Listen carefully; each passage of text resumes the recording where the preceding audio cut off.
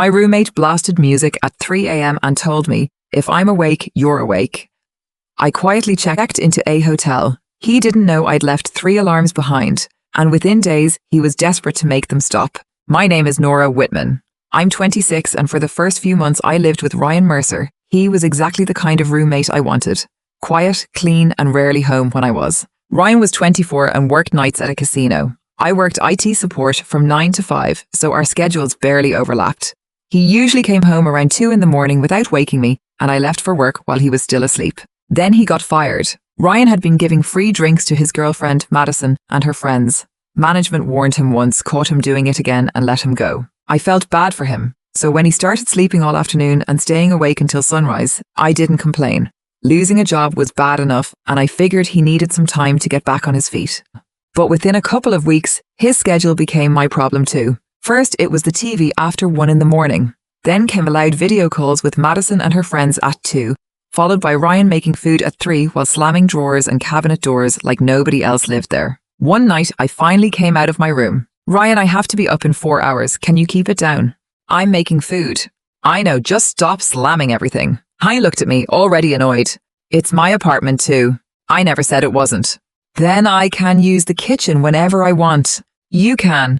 I'm just asking you to be quiet at 3 in the morning." Ryan rolled his eyes. "Get earplugs." So I did. It was easier than fighting with him every night, and for a few days I convinced myself the problem was manageable. Then Tuesday happened. At 3:17 in the morning, bass shook me awake so hard that the picture frame beside my bed rattled against the wall.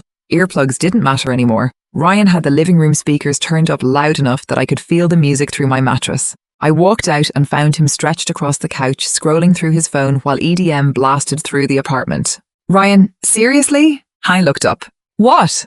"Turn it down." "I'm listening to music. It's 3:17 in the morning." "So?" I stared at him. "So I have work in a few hours." Ryan lowered the volume a little, barely enough to make a difference. "Better?" "Not really." He sighed and dropped the remote beside him. "You know, I'm getting tired of you acting like your schedule is the only one that matters." "What schedule? You don't even have a job right now." His face tightened. "Exactly. My sleep is completely screwed up." "I'm sorry about that. But why does that mean I have to be awake too?" "Because I'm not going to sit here in silence all night just because you want to sleep."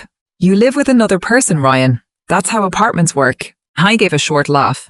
"You really think you get to tell me what I can do because you have work in the morning? I'm asking you to turn down music at 3 in the morning. That's not exactly unreasonable." Ryan picked up the remote. "If I'm awake, you're awake. That's just how it is." For a second, I honestly thought he was trying to get a reaction out of me. "You're serious?" "I pay half the rent. So do I." "Then deal with it." "And if I don't?" Ryan shrugged. "Move out. We're both on the lease." "Then I guess you're stuck." I looked straight at me and turned the music back up.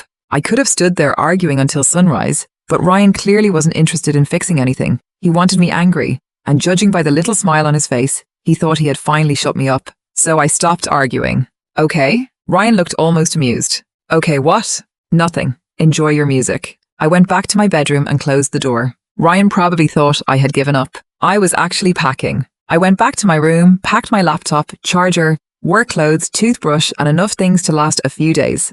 I found a hotel 12 minutes from work for $89 a night and booked it from my phone. Then I opened the bottom drawer of my desk. Inside were 3 small battery-powered travel alarm clocks I had bought in college because I used to sleep through my phone. They were cheap, ugly, and painfully loud.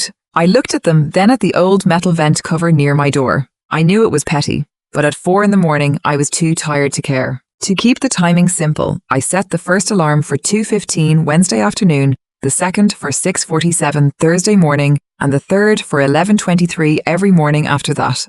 All 3 were set to repeat. One went deeper into the living room vent, the second went near Ryan's bedroom, the third went into the hallway vent farther back than the others. I screwed the covers back into place and finished packing. Ryan was still on the couch when I walked out with my bag. He looked at me and laughed. "You're really getting a hotel?" "Yeah."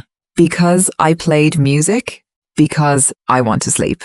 "You're being dramatic." I didn't have the energy to answer. Ryan leaned back with that same satisfied expression. As far as he was concerned, he had pushed me out of the apartment and gotten the place to himself. I checked into the hotel shortly after 4. The room was basic, but it was quiet. Before I went to bed, I put the receipt in my work bag instead of throwing it away. Then I slept. The first alarm didn't go off until 2:15 Wednesday afternoon. I was at work when Ryan texted, "What the hell is that noise?" I waited a few minutes. "What noise?"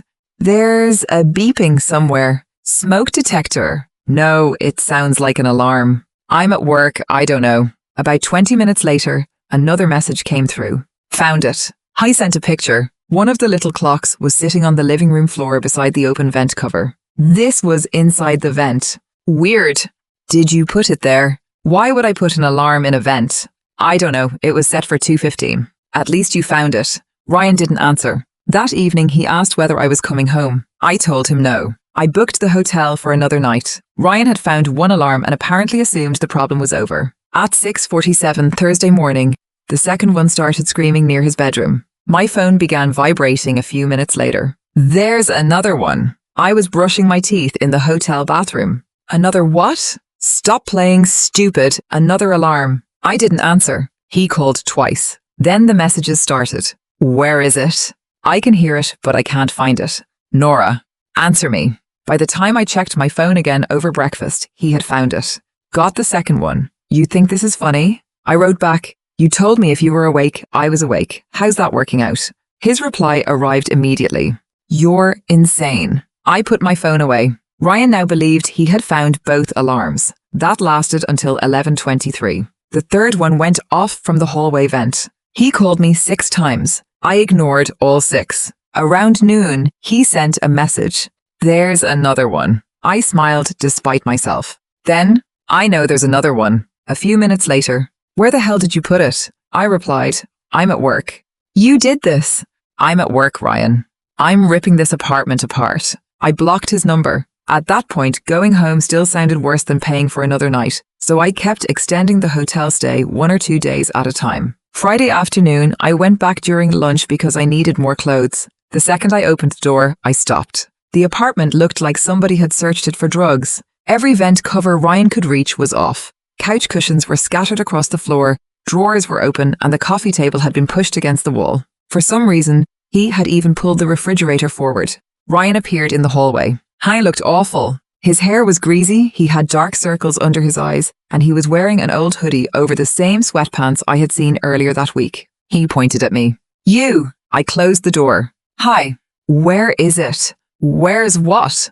Don't do that, the third alarm. I walked toward my room. Ryan followed. I found the first 2. Okay. The third one goes off every day. I can hear it in the hallway. Then I move and it sounds like it's coming from somewhere else. I opened my closet and started packing another bag. Then keep looking. He stared at me. You admit there's a third one. I said keep looking. Nora. I zipped my bag. Ryan stepped into the doorway. I called maintenance. That got my attention. You called maintenance over a clock? They couldn't find it either. How long were they here? Almost an hour. I looked past him at the apartment. You had a maintenance tearing through the vents because of a beeping noise? What else am I supposed to do? I haven't slept. I almost answered, but there was no point. Ryan saw my expression. What? Nothing. No, say it. I picked up my bag. He followed me toward the front door. You caused this. You were blasting music at 3 in the morning. That is not the same thing. Okay, it isn't. Then call the landlord. Ryan stopped. What? You keep threatening me. Call him. I will. Good. I pulled the first hotel receipt out of my bag. I've been paying for a hotel since Tuesday. I've got the receipts and the messages from that night. Give him the whole story. Ryan looked at the receipt. His confidence dropped a little. You're actually saving those? Yes. He said nothing. I left. Saturday morning, the landlord called. Ryan had beaten me to it. Hey, Nora, I got a complaint from Ryan. I figured. He says you're harassing him and there are alarm clocks hidden in the apartment. Did he tell you why I've been staying at a hotel? There was a pause. You're at a hotel? Since Tuesday? Why? I told him about the music and sent him the messages. About an hour later, he called back. I checked the lease. Quiet hours are 10 at night to 7 in the morning. I know. I'm issuing Ryan a written warning. Okay, Han hesitated. And the alarm thing? I'm not damaging the apartment. That's not what I asked. I know. The landlord actually laughed. Fine, I don't want to know. Just don't break anything. The warning should have slowed Ryan down, but it only made him more determined to find the last alarm. By Monday afternoon, the maintenance supervisor called me. Your roommate has submitted 11 requests in less than a week. 11. He keeps reporting intermittent beeping. My guys have checked the vents, smoke detectors and HVAC. There's nothing mechanically wrong. I asked whether I was going to get charged. No, we're attaching the request to him because he keeps making them.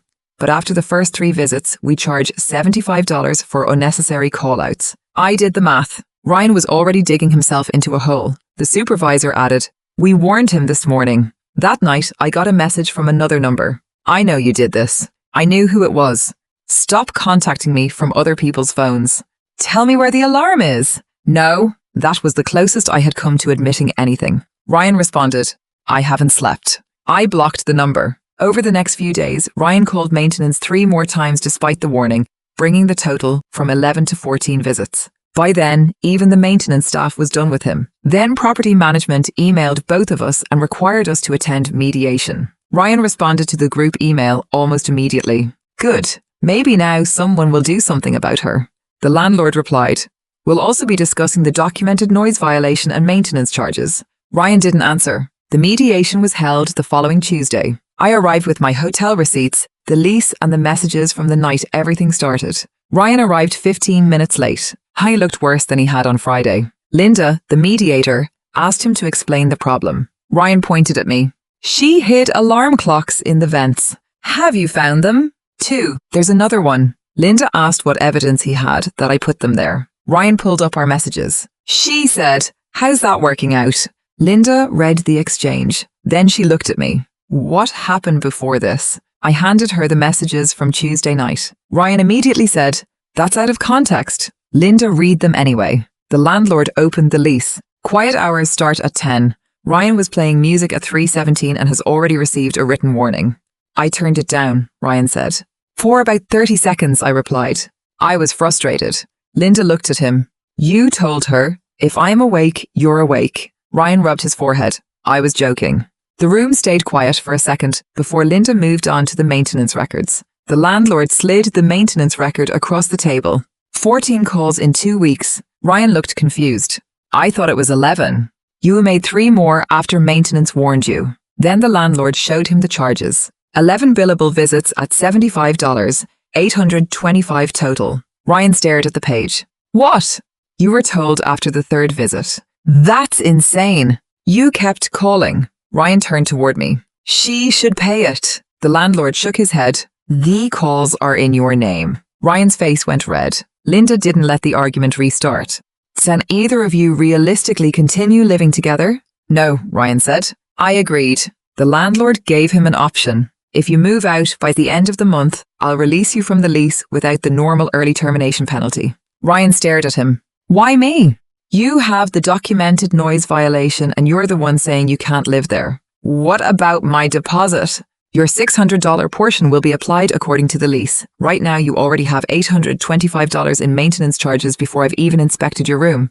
Ryan sank back in his chair. Then Linda asked about my hotel. I put the receipts on the table. Ryan looked at them and laughed once. You're not serious.